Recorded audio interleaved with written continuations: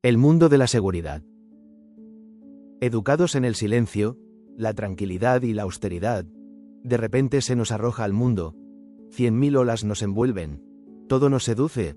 Muchas cosas nos atraen. Otras muchas nos enojan, y de hora en hora titubea un ligero sentimiento de inquietud. Sentimos y lo que sentimos lo enjuaga la abigarrada confusión del mundo. Goethe. Si busco una fórmula práctica para definir la época de antes de la Primera Guerra Mundial, la época en que crecí y me crié, confío en haber encontrado la más concisa al decir que fue la edad de oro de la seguridad. Todo en nuestra monarquía austríaca casi milenaria parecía asentarse sobre el fundamento de la duración, y el propio Estado parecía la garantía suprema de esta estabilidad. Los derechos que otorgaba a sus ciudadanos estaban garantizados por el Parlamento, representación del pueblo libremente elegida, y todos los deberes estaban exactamente delimitados. Nuestra moneda, la corona austríaca, circulaba en relucientes piezas de oro y garantizaba así su invariabilidad. Todo el mundo sabía cuánto tenía o cuánto le correspondía, qué le estaba permitido y qué prohibido. Todo tenía su norma, su medida y su peso determinados. Quien poseía una fortuna podía calcular exactamente el interés que le produciría al año. El funcionario o el militar, por su lado, con toda seguridad podían encontrar en el calendario el año en que ascendería o se jubilaría. Cada familia tenía un presupuesto fijo, sabía cuánto tenía que gastar en vivienda y comida, en las vacaciones de verano y en la ostentación y, además, sin falta reservaba cuidadosamente una pequeña cantidad para imprevistos, enfermedades y médicos. Quien tenía una casa la consideraba un hogar seguro para sus hijos y nietos. Tierras y negocios se heredaban de generación en generación. Cuando un lactante dormía aún en la cuna, le depositaban ya un óvulo en la hucha o en la caja de ahorros para su camino en la vida, una pequeña reserva para el futuro. En aquel vasto imperio todo ocupaba su lugar, firme e inmutable, y en el más alto de todos estaba el anciano emperador, y si éste se moría, se sabía, o se creía saber, que vendría otro y que nada cambiaría en el bien calculado orden. Nadie creía en las guerras, las revoluciones ni las subversiones. Todo lo radical y violento parecía imposible en aquella era de la razón. Dicho sentimiento de seguridad era la posesión más deseable de millones de personas, el ideal común de vida. Solo con esta seguridad valía la pena vivir y círculos cada vez más amplios codiciaban su parte de este bien precioso. Primero, solo los terratenientes disfrutaban de tal privilegio, pero poco a poco se fueron esforzando por obtenerlo también las grandes masas. El siglo de la seguridad se convirtió en la edad de oro de las compañías de seguros. La gente aseguraba su casa contra los incendios y los robos, los campos contra el granizo y las tempestades, el cuerpo contra accidentes y enfermedades, suscribía rentas vitalicias para la vejez y depositaba en la cuna de sus hijas una póliza para la futura dote. Finalmente incluso los obreros se organizaron, consiguieron un salario estable y seguridad social. El servicio doméstico ahorraba para un seguro de previsión para la vejez y pagaba su entierro por adelantado, a plazos. Solo aquel que podía mirar al futuro sin preocupaciones gozaba con buen ánimo del presente. En esta conmovedora confianza en poder empalizar la vida hasta la última brecha, contra cualquier irrupción del destino, se escondía, a pesar de toda la solidez y la modestia de tal concepto de la vida, una gran y peligrosa arrogancia. El siglo XIX, con su idealismo liberal, estaba convencido de ir por el camino recto e infalible hacia el mejor de los mundos.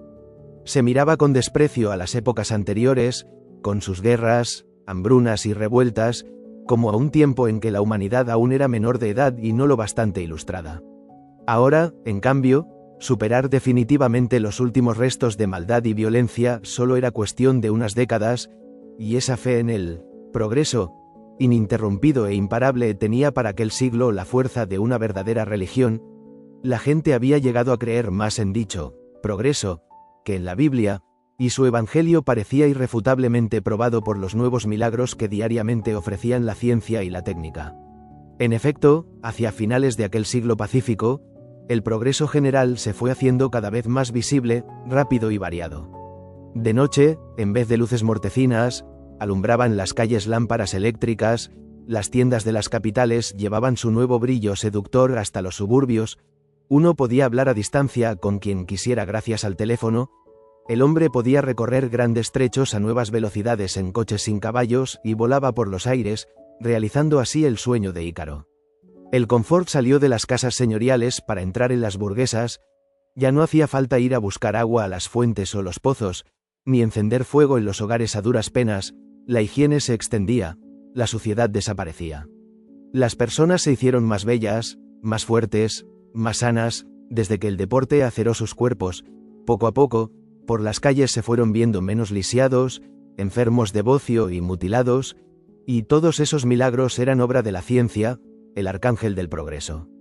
También hubo avances en el ámbito social, año tras año, el individuo fue obteniendo nuevos derechos, la justicia procedía con más moderación y humanidad e incluso el problema de los problemas, la pobreza de las grandes masas, dejó de parecer insuperable.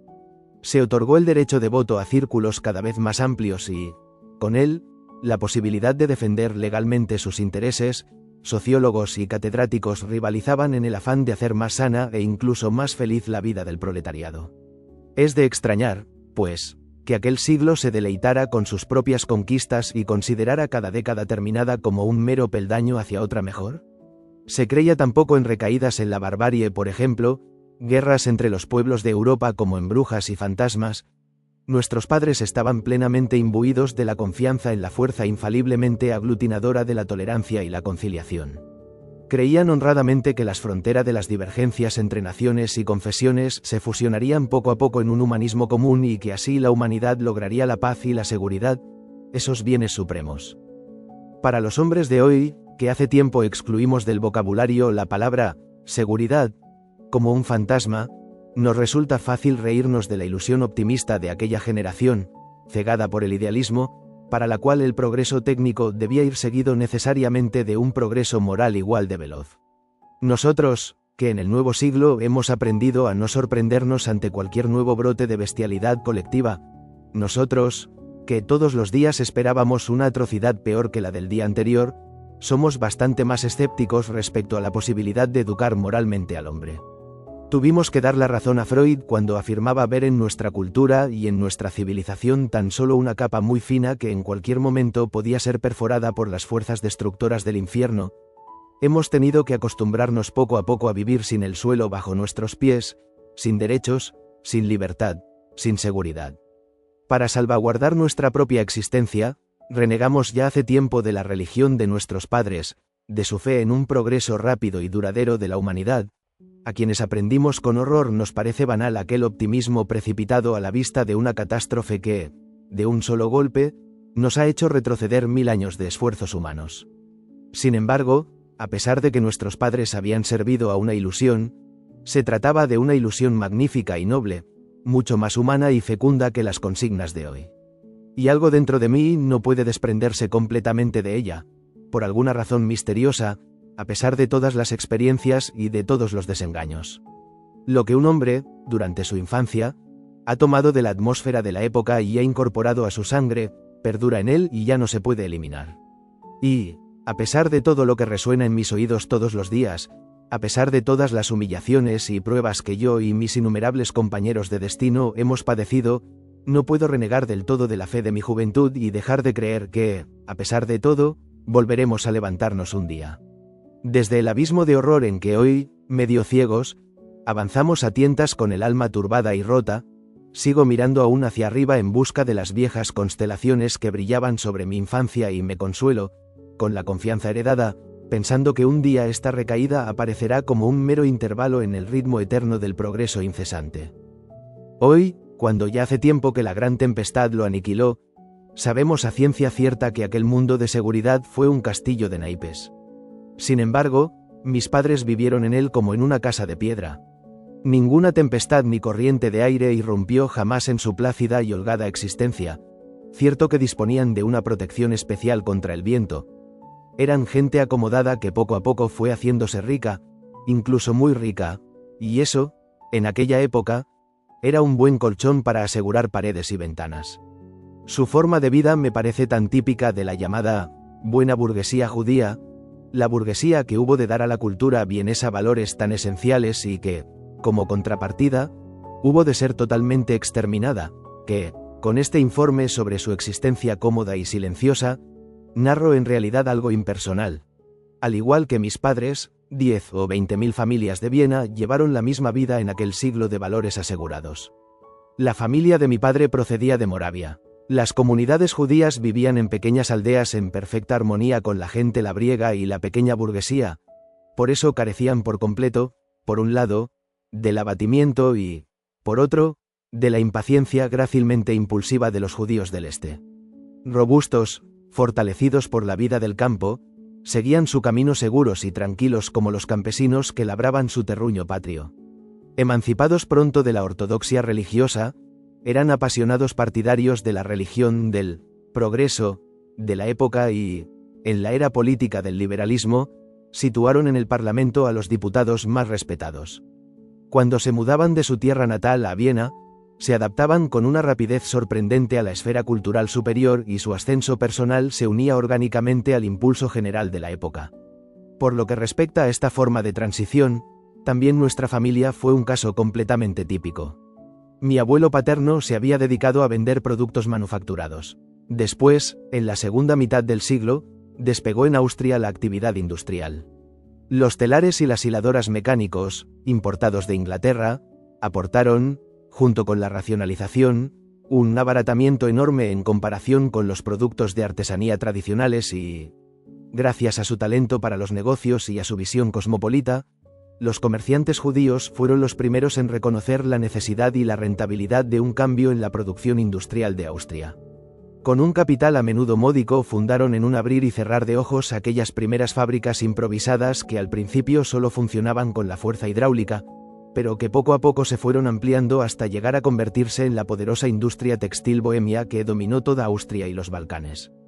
Sí, por tanto, el abuelo, representante típico de la época anterior, se dedicó solo al comercio intermediario de los productos acabados. Mi padre ya pasó con decisión a la era moderna, fundando en el norte de Bohemia, a los 33 años, una pequeña fábrica de tejidos que con el tiempo fue ampliando, lenta y cautelosamente, hasta convertirla en toda una soberbia empresa. Esta forma prudente de ampliar el negocio, a pesar de que la coyuntura era tentadoramente favorable, se adecuaba plenamente al espíritu de la época. Se correspondía, además, de una manera especial, con el carácter reservado y nada codicioso del padre, que había asimilado el credo de la época. Safety first. Para él era más importante tener una empresa sólida, otra palabra predilecta de aquellos tiempos, con un capital propio, que convertirla en una empresa de grandes dimensiones a base de créditos o hipotecas. El hecho de que nadie hubiera visto jamás su nombre en un pagaré o en una letra de cambio y solo figurara en el lado acreedor de su banco, por supuesto la entidad de crédito más sólida, el Banco Rothschild, fue el único orgullo de su vida. Se oponía a cualquier ganancia que comportase la menor sombra de riesgo y en toda su vida jamás participó en negocios ajenos. Sin embargo, si llegó a hacerse rico poco a poco, y cada vez más rico, no fue gracias a especulaciones audaces ni a operaciones a largo plazo, sino a su adaptación al método general que se seguía en aquella época prudente y que consistía en emplear solo una parte discreta de los ingresos y, en consecuencia, todos los años añadir al capital una suma cada vez más considerable. Como la mayor parte de su generación, mi padre habría tachado de derrochador a quien consumiera despreocupadamente la mitad de sus ingresos sin pensar en el mañana, otra de las frases habituales de la era de la seguridad que ha pervivido hasta nosotros. Gracias a este ahorro constante de los beneficios, en aquella época de prosperidad creciente en la que, además, el Estado no pensaba en pellizcar con impuestos más que un pequeño porcentaje, incluso de las rentas más altas, y en la que, por otro lado, los valores industriales y del Estado producían intereses altos, el hacerse cada vez más ricos en realidad no significaba para los acaudalados más que un esfuerzo pasivo. Y valía la pena, aún no se robaba a los ahorradores, como en los tiempos de inflación, no se estafaba a los solventes, y precisamente los más pacientes, los que no especulaban, obtenían mejores beneficios.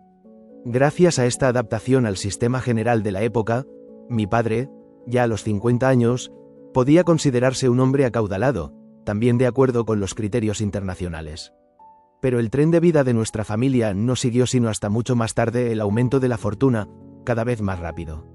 Poco a poco nos fuimos permitiendo pequeñas comodidades, nos mudamos de una casa pequeña a otra más espaciosa, las tardes de primavera alquilábamos un automóvil, viajábamos en coche cama de segunda clase, pero hasta los 50 años mi padre no se permitió el lujo de pasar un mes de vacaciones invernales, en Niza, con mi madre.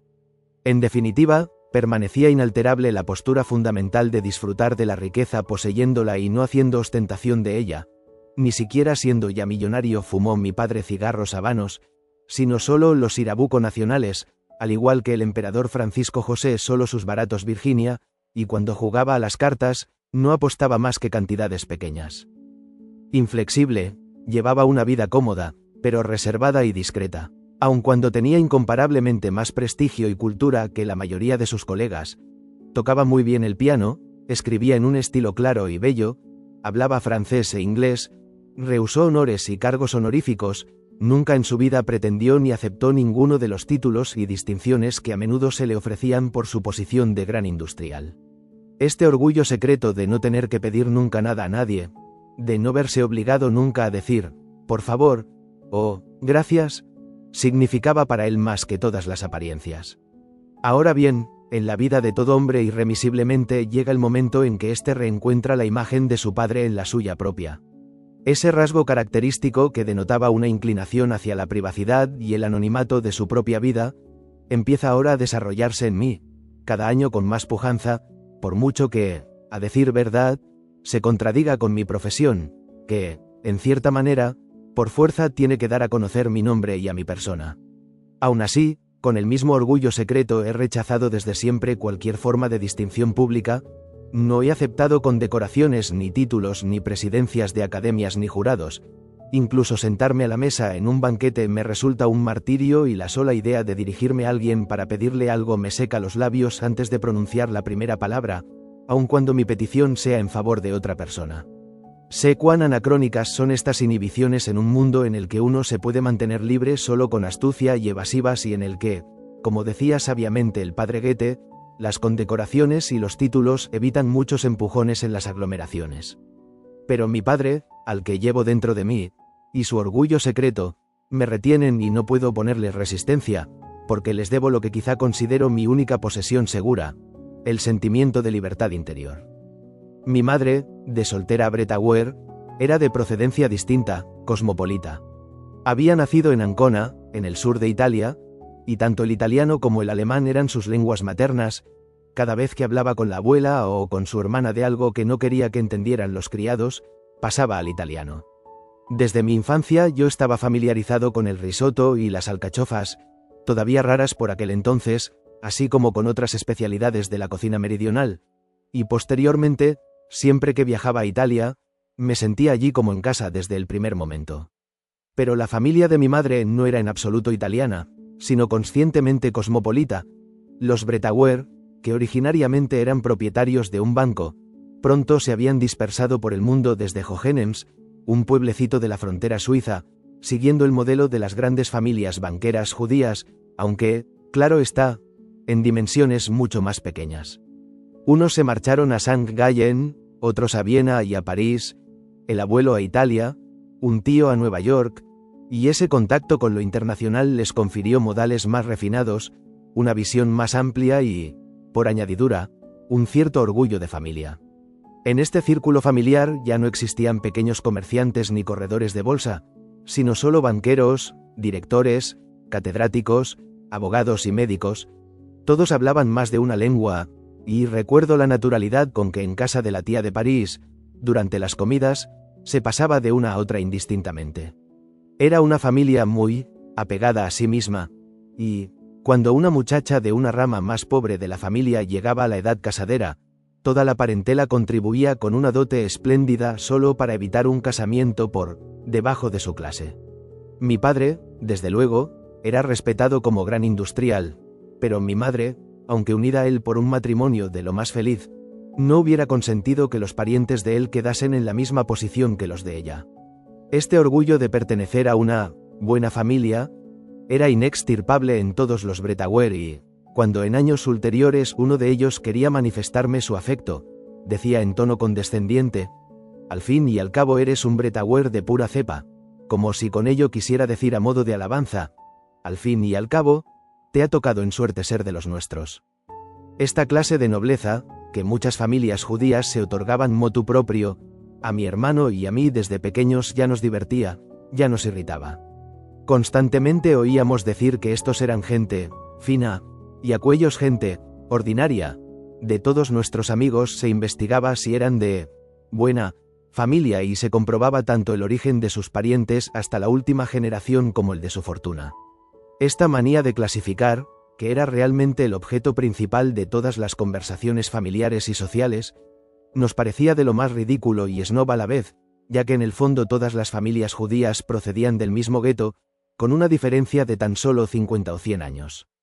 Solo más tarde comprendí que el concepto de buena familia, que a los niños nos parecía una farsa y una parodia de una pseudo-aristocracia artificial, expresaba una de las tendencias más íntimas y secretas del carácter judío. En opinión generalmente aceptada, la verdadera y típica finalidad de la vida de un judío consiste en hacerse rico. Nada más falso. Para él, llegar a ser rico significa solo un escalón, un medio para lograr el auténtico objetivo, pero nunca es un fin en sí mismo. El deseo propiamente dicho del judío, su ideal inmanente, es ascender al mundo del espíritu, a un estrato cultural superior. Ya en el judaísmo ortodoxo oriental, donde tanto las debilidades de toda la raza como sus méritos se dibujan nítidos e intensos, encuentra esa aspiración de la voluntad a lo espiritual por encima de lo meramente material su expresión plástica. El hombre piadoso, el erudito de la Biblia, está 1000 veces mejor visto por la comunidad que el rico. Incluso el más acaudalado preferirá entregar a su hija en matrimonio a un intelectual pobre de solemnidad que a un comerciante. Esta preferencia por el mundo del espíritu es homogénea en todos los estamentos, incluso el quincallero más pobre que arrastra sus bártulos a través del viento y la tempestad procurará dar estudios al menos a un hijo a costa de grandes sacrificios, y toda la familia considerará como un título honroso tener en su seno a alguien que goce de reconocimiento en el mundo intelectual. Un profesor, un erudito, un músico, como si sus méritos los ennobleciesen a todos. Algo del judío trata de huir de lo moralmente dudoso, de lo adverso, mezquino y poco intelectual, inherente a todo comercio, a toda actividad puramente mercantil, y aspira a ascender a la esfera más pura, no materialista, del espíritu, como si quisiera, en términos wagnerianos, redimirse a sí mismo, y a toda la raza, de la maldición del dinero. He ahí por qué el afán de riqueza del judaísmo se agota en una familia al cabo de 2 o a lo sumo 3 generaciones, y precisamente las dinastías más poderosas encuentran a sus hijos mal predispuestos a hacerse cargo de los bancos, las fábricas, los negocios ampliados y prósperos de sus padres.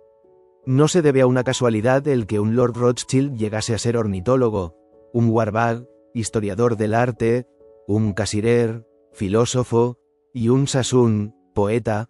Todos obedecieron al mismo impulso inconsciente de liberarse de lo que un judaísmo estrecho de miras había limitado al mero y frío ganar dinero, y quizás en eso se manifiesta incluso el anhelo secreto de diluirse en la esfera humana común, huyendo de la puramente judía hacia el mundo del espíritu. Buena familia significa, pues, algo más que un elemento puramente social que ella misma se otorga con este calificativo. Significa un judaísmo que se ha liberado o empieza a liberarse de todos los defectos, las mezquindades y pequeñeces que el gueto le había impuesto, a fuer de adaptarse a otra cultura y, si era posible, a una cultura universal. El hecho de que esa huida al mundo del espíritu a través de una plétora desproporcionada de profesiones intelectuales se tornara después nefasta para el judaísmo, como antes su limitación a los quehaceres materiales, constituye sin duda una de las paradojas eternas del destino judío. En ninguna otra ciudad europea el afán de cultura fue tan apasionado como en Viena. Precisamente porque la monarquía y Austria no habían tenido desde hacía siglos ambiciones políticas ni demasiados éxitos en acciones militares, el orgullo patrio se había orientado principalmente hacia el predominio artístico.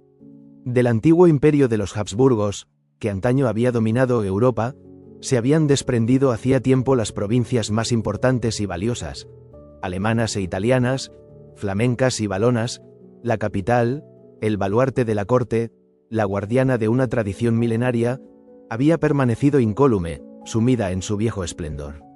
Los romanos habían colocado las primeras piedras de un castrum, un puesto avanzado, para proteger la civilización latina de la barbarie y, al cabo de más de 1000 años, el asalto de los otomanos se estrelló contra aquellos muros. Por aquí habían pasado los Nibelungos, desde aquí iluminó al mundo la constelación de los 7 astros inmortales de la música: Gluck, Haydn y Mozart, Beethoven, Schubert, Brahms y Johann Strauss. Aquí confluyeron todas las corrientes de la cultura europea. En la corte, entre la nobleza y entre el pueblo, lo alemán se unía con alianzas de sangre con lo eslavo, lo húngaro, lo español, lo italiano, lo francés y lo flamenco, y el verdadero genio de esta ciudad de la música consistió en refundir armónicamente todos esos contrastes en un elemento nuevo y peculiar: el austríaco, el vienés. Acogedora y dotada de un sentido especial de la receptividad, la ciudad atraía las fuerzas más dispares, las distendía, las mullía y las serenaba. Vivir en semejante atmósfera de conciliación espiritual era un bálsamo, y el ciudadano, inconscientemente, era educado en un plano supranacional, cosmopolita, para convertirse en ciudadano del inundo. Este arte de la adaptación, de las transiciones suaves y musicales, no tardó en manifestarse en el aspecto exterior de la ciudad. Crecida poco a poco a lo largo de siglos, desplegada orgánicamente a partir de un núcleo central, era lo bastante populosa, con sus 2 millones de habitantes, como para ofrecer todo el lujo y toda la variedad de una metrópoli, sin ser desmesurada, a la vez, hasta el punto de separarse de la naturaleza, como Londres o Nueva York. Las últimas casas de la ciudad se reflejaban en la corriente impetuosa del Danubio, o daban a la extensa llanura, o se perdían entre jardines y campos, o subían por las suaves colinas de las últimas estribaciones de los Alpes, rodeadas de verdes bosques. Era difícil saber dónde terminaba la naturaleza y empezaba la ciudad. Ambas se confundían sin resistencia ni oposición. Por otro lado, en el centro se notaba que la ciudad había crecido como un árbol, añadiendo anillos uno tras otro y, en vez de viejos muros fortificados, a la parte interior, su núcleo más precioso, la rodeaba la Ringstrasse, con sus casas suntuosas. Aquí los viejos palacios de la corte y de la nobleza contaban historias convertidas en piedra. Ahí Beethoven había tocado el piano en casa de los Lichnowsky. Allí Haydn se había alojado en casa de los Esterházy. Más allá, en la vieja universidad, había sonado por primera vez la creación de Haydn. El Palacio Imperial, el Hofburg, había contemplado a generaciones de emperadores. El Schönbrunn había visto a Napoleón. En la Catedral de San Esteban, los príncipes aliados de la cristiandad se habían arrodillado en acción de gracias por haberse salvado de los turcos. La universidad vio entre sus paredes a incalculables lumbreras de la ciencia. En medio se alzaba, orgullosa y fastuosa, la nueva arquitectura, con espléndidas avenidas y rutilantes comercios. Pero la parte vieja no estaba en absoluto reñida con la nueva, como la piedra labrada con la naturaleza virgen. Era magnífico vivir allí, en esa ciudad que acogía todo lo extranjero con hospitalidad y se le entregaba de buen grado. Era de lo más natural disfrutar de la vida en su aire ligero y, como en París, impregnado de alegría. Viena, como bien se sabe, era una ciudad sibarita, pero ¿qué significa cultura sino obtener de la tosca materia de la vida, a fuerza de halagos, sus ingredientes más exquisitos, más delicados y sutiles a través del arte y del amor? Amantes de la buena cocina, preocupados por el buen vino, la joven cerveza amarga, los dulces y las tartas abundantes, los habitantes de esta ciudad también eran muy exigentes en otros placeres, más refinados. Interpretar música, bailar, actuar en el escenario, conversar, exhibir modales elegantes y obsequiosos en el comportamiento, todo eso se cultivaba como un arte especial. No era el mundo militar, ni el político, ni el comercial lo que se imponía en la vida tanto del individuo como de la colectividad. La primera ojeada al periódico de la mañana de un vienés medio no iba dirigida a los debates parlamentarios ni a los acontecimientos mundiales, sino al repertorio de teatro, que adquiría una importancia en la vida pública difícilmente comprensible en otras ciudades. Pues el teatro imperial, el Burgtheater, era para los vieneses y los austríacos más que un simple escenario en que unos actores interpretaban obras de teatro. Era el microcosmos que reflejaba el macrocosmos, el reflejo multicolor en que se miraba la sociedad, el único y verdadero cotidiano del buen gusto. El espectador veía en el actor de la corte imperial el modelo de cómo vestirse, cómo entrar en una habitación, cómo llevar una conversación, qué palabras debía usar un hombre de buen gusto y cuáles debía evitar. El escenario no era un simple lugar de entretenimiento, sino un compendio hablado y plástico de urbanidad y buena pronunciación, y un nimbo de respeto, como una aureola de santidad, envolví todo lo que tenía alguna relación, por lejana que fuese, con el teatro de la corte. El primer ministro, el magnate más rico, podía ir por las calles de Viena sin que nadie volviera la cabeza para mirarlo. En cambio, cualquier dependienta y cualquier cochero reconocía a un actor de la corte o a una cantante de la ópera. Los niños nos contábamos con orgullo que habíamos tropezado con uno de ellos en la calle. Todos coleccionábamos sus retratos y autógrafos, y este culto a la personalidad, casi religioso, llegó hasta el punto de contagiarse a su medie. El peluquero de Sonezal o el cochero de Joseph Kainz eran personas respetadas y secretamente envidiadas. Los jóvenes elegantes se jactaban de ir vestidos por el mismo sastre que ellos. Cualquier aniversario, cualquier entierro, se convertía en un acontecimiento que eclipsaba todo hecho político. El sueño supremo de todo escritor vienés era verse representado en el Burgtheater, porque eso significaba una especie de nobleza vitalicia y comprendía toda una serie de honores como, por ejemplo, entradas gratis para toda la vida, invitaciones a todas las recepciones oficiales. De esta manera uno se convertía en huésped de la casa imperial, y yo todavía recuerdo la solemnidad de mi introducción en ella. Por la mañana, el director del Burgtheater me había pedido que fuera a su despacho para comunicarme, después de felicitarme, que el Burgtheater había aceptado mi drama. Cuando regresé a casa aquella noche, encontré su tarjeta. A mis 26 años, aquel hombre me había devuelto formalmente la visita. El hecho de que mi obra hubiese sido aceptada me había convertido en autor del Teatro Imperial y en un gentleman al que el director de aquella institución debía tratar au pair. Y todo lo que ocurría en el teatro afectaba indirectamente a todos, incluso a quien no tenía una relación directa con él. Recuerdo, por ejemplo, de la época de mis primeros años de juventud, que un día nuestra cocinera, con lágrimas en los ojos, irrumpió en la habitación. Le acababan de comunicar que Charlotte Walter, la actriz más famosa del Burgtheater, había muerto. Lo más grotesco de aquel dolor exagerado era, por supuesto, que nuestra anciana cocinera medio analfabeta no había estado ni una sola vez en el Burgtheater y no había visto a la Walter ni dentro ni fuera del escenario. Pero en Viena, una gran actriz nacional era propiedad colectiva hasta tal punto que incluso los que no se interesaban por el teatro percibían su muerte como una catástrofe. Cualquier pérdida, la desaparición de un cantante o de un actor popular, se convertía irremediablemente en luto nacional.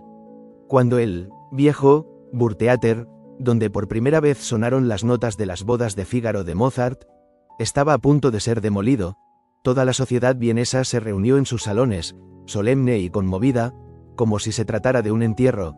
Apenas hubo caído el telón, todo el mundo se precipitó hacia el escenario para llevarse a casa como reliquia siquiera una astilla de las tablas sobre las que habían actuado sus artistas favoritos, y, después de décadas, todavía se podían ver en muchas casas burguesas esos insignificantes trozos de madera guardados en estuches preciosos como los fragmentos de la Vera Cruz en las iglesias.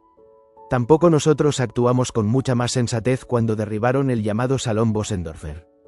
En sí misma, aquella pequeña sala de conciertos, reservada exclusivamente a la música de cámara, era un edificio insignificante y nada artístico. Había albergado la escuela de equitación del príncipe de Liechtenstein y fue adaptada para conciertos con un simple revestimiento de madera sin ningún tipo de ostentación. Pero, con su resonancia de un viejo violín, era el santuario de los amantes de la música, porque allí habían dado conciertos Chopin y Brahms, Liszt y Rubinstein, y porque allí se habían oído por primera vez muchos cuartetos famosos. Y ahora tenía que ser sacrificado a un nuevo proyecto de edificio funcional. Para nosotros, que habíamos vivido horas inolvidables en aquel edificio, eso era inconcebible. Cuando se extinguieron los últimos compases de Beethoven, interpretado, más brillantemente que nunca, por el Rosé Quartet, nadie se levantó de su asiento. Alborotamos y aplaudimos, algunas mujeres sollozaron emocionadas, nadie quería admitir que se trataba de un adiós. Apagaron las luces para echarnos fuera. Ninguno de los 400 o 500 fanáticos se movió de su localidad. Permanecimos allí media hora, una hora, como si con nuestra presencia pudiéramos forzar la salvación de la vieja sala sagrada. Y los estudiantes, cómo luchamos con peticiones, manifestaciones y artículos para que no demolieran la casa donde murió Beethoven. Cada una de esas casas históricas de Viena era como un trozo de alma que nos arrancaban. Este fanatismo por el arte, y en particular por el arte teatral, en Viena se hacía extensivo a todas las clases sociales. De por sí, Viena era, por su tradición secular, una ciudad claramente estratificada y a la vez, como escribí en cierta ocasión, maravillosamente orquestada. La batuta seguía en manos de la Casa Imperial. El castillo imperial era el centro de la supranacionalidad de la monarquía, y no solo en el sentido del espacio, sino también de la cultura. Alrededor del castillo, los palacios de la alta nobleza austríaca, polaca, checa y húngara formaban una especie de segunda muralla. A continuación estaba la buena sociedad, integrada por la nobleza inferior, el alto funcionariado, la industria y las viejas familias, y, luego, por debajo, la pequeña burguesía y el proletariado. Todas estas capas sociales vivían en sus círculos respectivos e incluso en sus propios distritos.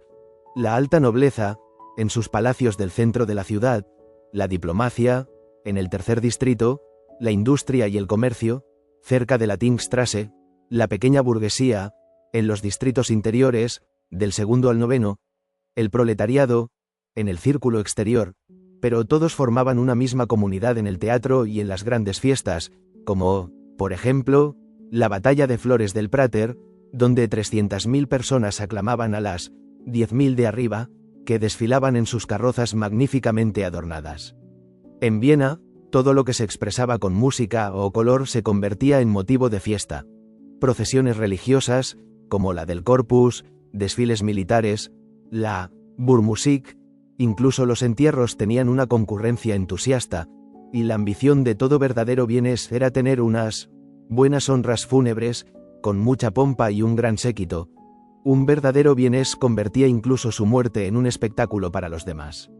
Esa sensibilidad por todo lo que fuera color, música y fiesta, ese gusto por el teatro como juego y reflejo de la vida, ya fuera en el escenario, ya en la realidad, eran cosas que compartía toda la ciudad.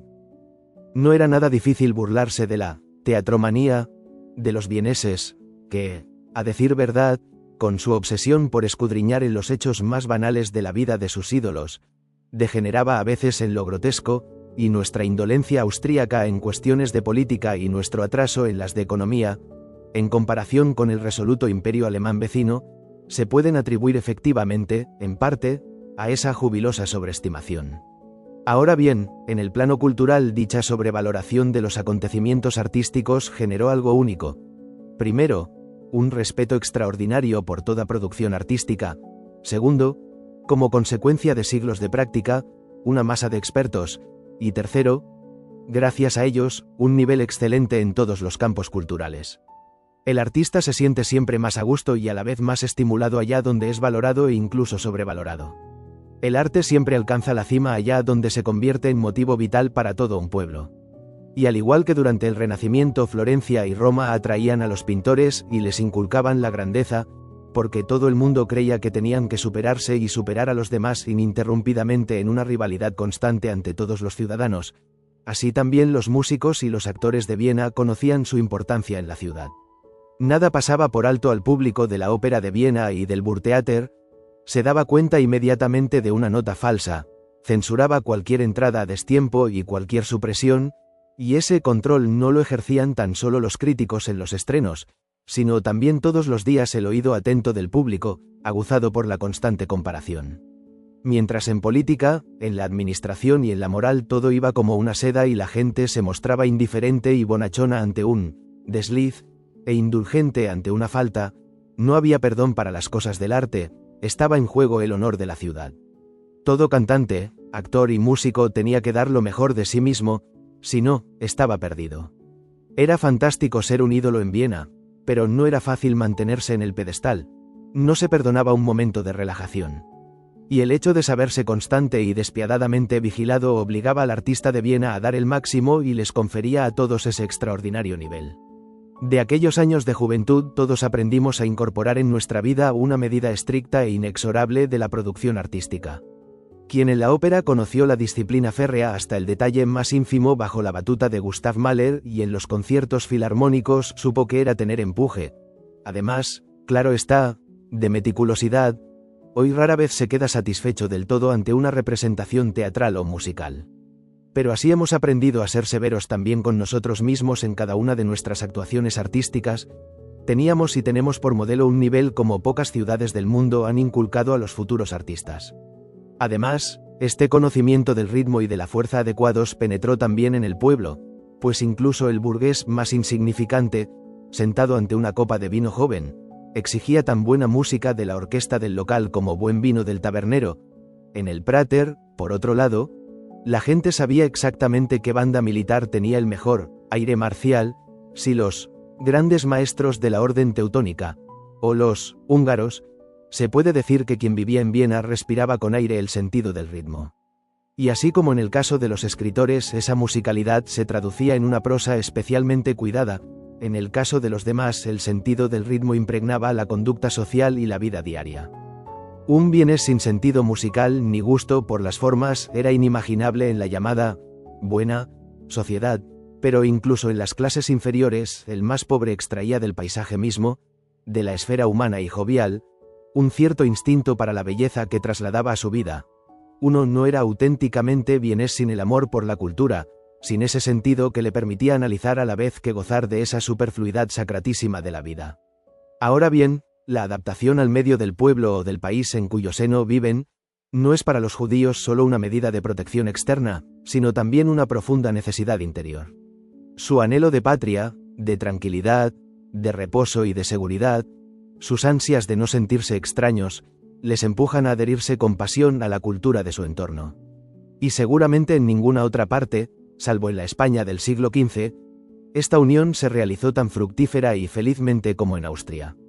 Establecidos en la ciudad imperial durante más de 2 siglos, los judíos encontraron en ella a un pueblo despreocupado, dado a la conciliación, que, tras esta fachada de aparente superficialidad, poseía un instinto innato y profundo para los valores espirituales y estéticos, tan importantes para ellos.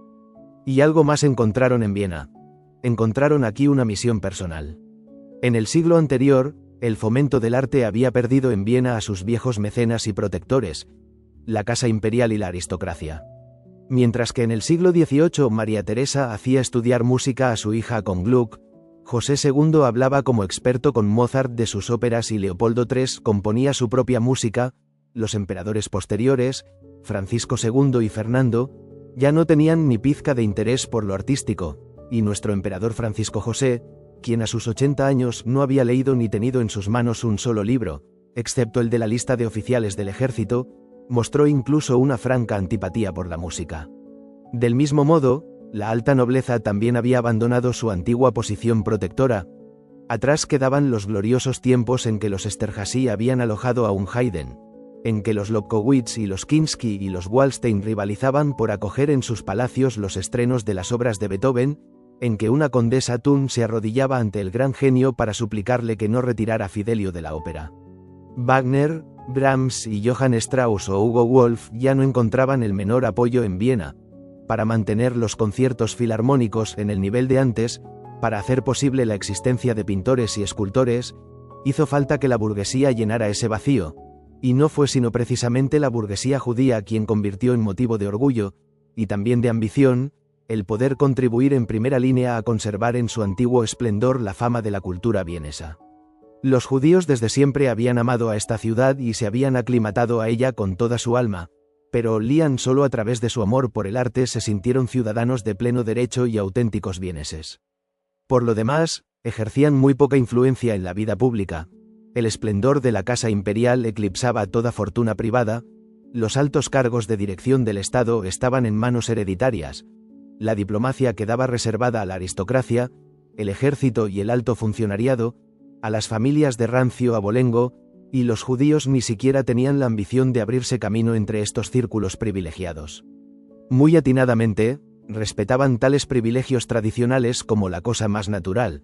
Recuerdo, por ejemplo, que mi padre durante toda su vida evitó entrar a comer en el Sacher, y no por economía, ya que la diferencia con otros grandes hoteles era ridículamente exigua, sino por ese sentimiento natural de distancia. Le hubiera parecido desagradable e improcedente sentarse a la mesa contigua a la de un príncipe Schwarzenberg o Lobkowitz. Únicamente respecto al arte todo el mundo se sentía con los mismos derechos, pues en Viena amor y arte eran considerados un derecho común, e inconmensurable es el papel que la burguesía judía, con su contribución y protección, desempeñó en la cultura vienesa.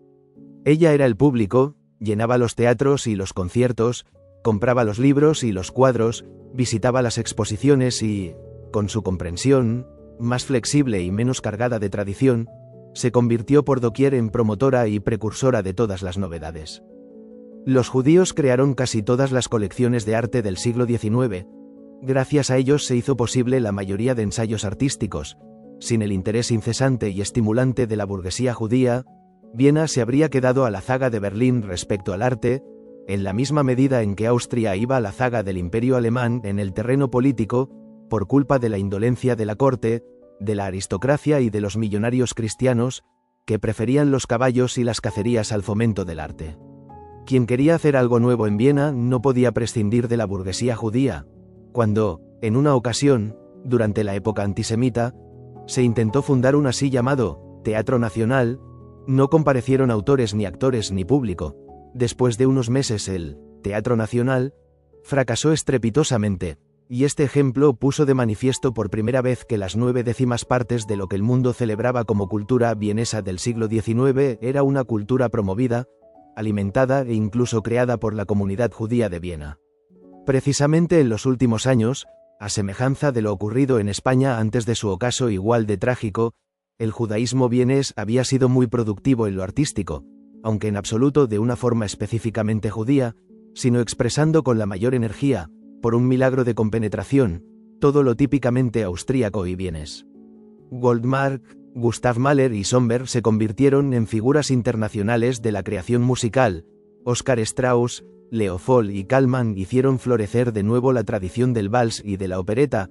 Hofmannsthal, Arthur Schnitzler, Beer Hoffmann y Peter Altenberg elevaron la literatura vienesa a rango europeo hasta un punto no alcanzado ni siquiera con Grillparzer y Stifter. Sonezal y Max Reinhardt recuperaron la fama de la ciudad del teatro y la llevaron a través del mundo. Freud y las grandes autoridades de la ciencia atrajeron las miradas del mundo hacia la celebérrima universidad. Por doquier, en calidad de eruditos, de virtuosos, de pintores, de directores artísticos, de arquitectos y periodistas, los judíos se aseguraron posiciones elevadas y eminentes en la vida intelectual de Viena. Gracias a su amor apasionado por esta ciudad y a su voluntad de asimilación, se habían adaptado completamente y eran felices sirviendo a la fama de Austria. Sentían su condición de austríacos como una misión ante el mundo y es necesario repetirlo por honradez una gran parte, si no la mayor, de todo lo que Europa y América admiran hoy como expresión de una cultura austríaca resurgida en la música, la literatura, el teatro y las artes industriales fue creado por los judíos de Viena, quienes, a su vez, obtuvieron con esa renuncia un rendimiento altísimo de su impulso espiritual milenario. Una fuerza intelectual errante durante siglos se unió aquí a una tradición ya algo cansada, la alimentó, la reavivó, la engrandeció y le dio un nuevo vigor con su actividad incansable. Solo las décadas venideras demostrarán el crimen cometido contra Viena con el intento de nacionalizar y provincializar esta ciudad, cuyo sentido y cultura consistían precisamente en el encuentro de elementos de lo más heterogéneo, en su supranacionalidad. Pues el genio de Viena, un genio específicamente musical, había consistido desde siempre en armonizar en su seno todos los contrastes nacionales y lingüísticos, y su cultura era una síntesis de todas las culturas occidentales. Quien vivía y trabajaba allí se sentía libre de la estrechez del prejuicio. En ningún otro lugar era más fácil ser europeo y sé que, en parte, debo a esta ciudad, que ya en tiempos de Marco Aurelio defendía el espíritu romano, universal, el haber aprendido temprano a amar la idea de la colectividad como la más sublime de mi corazón. La gente vivía bien, la vida era fácil y despreocupada en aquella vieja Viena, y los alemanes del norte miraban con cierto enojo y desdén a sus vecinos del Danubio, que, en vez de ser eficientes y mantener un riguroso orden, disfrutábamos de la vida, comíamos bien, nos deleitábamos con el teatro y las fiestas y, además, hacíamos una música excelente. En vez de la eficiencia alemana que, al fin y al cabo, ha amargado y trastornado la existencia de todos los demás pueblos, en vez de ese ácido querer ir delante de todos los demás y de progresar a toda velocidad, a las gentes de Viena les gustaba conversar plácidamente, cultivar una convivencia agradable y dejar que todo el mundo fuera a lo suyo, sin envidia y en un ambiente de tolerancia afable y quizás un poco laxa. Vivir y dejar vivir, era la famosa máxima vienesa, una máxima que todavía hoy me parece más humana que todos los imperativos categóricos y que impregnaba todos los estratos de la sociedad. Pobres y ricos, checos y alemanes, judíos y cristianos convivían pacíficamente a pesar de las burlas ocasionales, e incluso los movimientos políticos y sociales carecían de esa horrible hostilidad que, convertida en residuo venenoso, no penetró en la sangre de la época hasta después de la Primera Guerra Mundial. En la vieja Austria todavía se enfrentaban unos a otros con caballerosidad, cierto que se insultaban en los periódicos y en el Parlamento, pero luego, una vez acabados sus discursos ciceronianos, los mismos diputados se sentaban a tomar juntos una cerveza o un café y se tuteaban, incluso cuando Lueger, el líder del partido antisemita, llegó alcalde de la ciudad, no cambió un ápice su trato en la vida privada, y debo confesar que yo personalmente, como judío, ni en la escuela, ni en la universidad, ni en la literatura nunca tropecé con el más mínimo obstáculo o menosprecio. El odio de un país a otro, de un pueblo a otro, de una masa a otra, todavía no le acometía a uno diariamente en los periódicos, todavía no separaba a unos hombres de otros, a unas naciones de otras, el sentimiento de rebaño y de masa todavía no era tan repugnantemente fuerte en la vida pública como hoy. La libertad de acción era considerada, algo casi inimaginable hoy, como algo natural y obvio. La tolerancia no era vista, como hoy, con malos ojos, como una debilidad y una flaqueza, sino que era ponderada como una virtud ética. Y es que el siglo en que me tocó vivir y crecer no fue un siglo de pasión. Era un mundo ordenado, con estratos bien definidos y transiciones serenas, un mundo sin odio. El ritmo de las nuevas velocidades no había pasado todavía de las máquinas el automóvil, el teléfono, la radio y el avión al hombre. El tiempo y la edad tenían otra medida. Se vivía más reposadamente y, si intento evocar las figuras de los adultos que acompañaron mi infancia, me llama la atención que muchos de ellos eran obesos desde muy temprano. Mi padre, mi tío, mi maestro, los tenderos, los músicos delante de los atriles, a los 40 años eran ya hombres gordos, respetables. Andaban despacio, hablaban con comedimiento, se mesaban las barbas bien cuidadas y en muchos casos ya entre canas. Pero el pelo gris era una señal más de respetabilidad, y un hombre, maduro, evitaba conscientemente los gestos y la petulancia de los jóvenes como algo impropio. Ni siquiera siendo yo muy niño, cuando mi padre todavía no había cumplido los 40, recuerdo haberlo visto subir o bajar escaleras apresuradamente ni hacer nunca nada con prisa aparente. La prisa pasaba por ser no solo poco elegante, sino que en realidad también era superflua, puesto que en aquel mundo burguesamente estabilizado, con sus numerosas pequeñas medidas de seguridad y protección, no pasaba nunca nada repentino. Las catástrofes que pudiesen ocurrir en el exterior no atravesaban las paredes bien revestidas de la vida asegurada. Ni la guerra de los Boers, ni la ruso-japonesa, ni siquiera la guerra de los Balcanes, penetraron una sola pulgada en la existencia de mis padres. Pasaban por encima de todas las noticias de batallas de los periódicos con la misma indiferencia que ante las páginas de deportes. Y, mirándolo bien, ¿qué importaba lo que pasaba fuera de Austria? ¿Qué cambiaba en sus vidas? En la Austria de aquellos tiempos de bonanza no había revoluciones políticas ni caídas repentinas de valores. Si alguna vez los valores bursátiles perdían 4 o 5 puntos, enseguida se hablaba de crack y de catástrofe, con el ceño fruncido. La gente se quejaba, más por vicio que por convencimiento, de los elevados impuestos que, en realidad, comparados con los de la posguerra, no representaban sino una especie de propina para el Estado. En los testamentos todavía se estipulaba la forma de proteger a nietos y bisnietos de cualquier pérdida de fortuna, como si los poderes eternos pudieran garantizar la seguridad con un pagaré, y, mientras tanto, la gente vivía cómodamente y acariciaba las pequeñas preocupaciones como animales de compañía, mansos y obedientes, a los que en el fondo no se teme. Por ello, cada vez que casualmente me viene a las manos un viejo periódico de aquellos días y leo los alarmados artículos sobre unas pequeñas elecciones municipales, cuando recuerdo las obras representadas en el Burgtheater, con sus conflictillos insignificantes y la desproporcionada agitación de nuestros debates juveniles sobre temas en el fondo fútiles, no puedo hacer más que sonreír. Qué minúsculas todas aquellas preocupaciones. Qué apacibles aquellos tiempos. Tuvo más suerte la generación de mis padres y abuelos, que llevó una vida tranquila, llana y clara de principio a fin. Sin embargo, no sé si los envidio por ello, porque cómo vegetaban lejos de todas las amarguras verdaderas, de las perfidias y las fuerzas del destino. Cómo vivían al margen de todas las crisis y los problemas que oprimen el corazón, pero a la vez lo ensanchan. Ovillados en la seguridad, las posesiones y las comodidades, cuán poco sabían que la vida también puede ser exceso y emoción, que puede sacar de quicio a cualquiera y hacerle sentirse eternamente sorprendido. Cuán poco se imaginaban, desde su liberalismo y optimismo conmovedores, que cada nuevo día que amanece ante la ventana puede hacer trizas nuestra vida. Ni siquiera en sus noches más negras podían soñar hasta qué punto puede ser peligroso el hombre, pero tampoco cuánta fuerza tiene para vencer peligros y superar pruebas.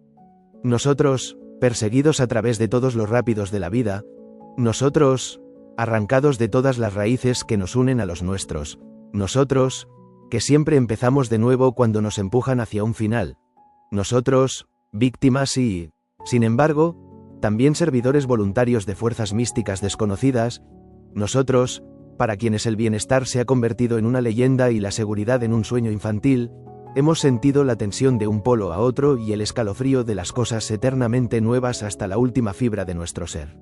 Cada hora de nuestros años estaba unida al destino del mundo. Sufriendo y gozando, hemos vivido el tiempo y la historia mucho más allá de nuestra pequeña existencia, mientras que ellos se limitaban a sí mismos. Por eso cada uno de nosotros, hasta el más insignificante de nuestra generación, sabe hoy en día 1000 veces más de las realidades de la vida que los más sabios de nuestros antepasados. Pero nada nos fue regalado. Hemos tenido que pagar por ello su precio total y real.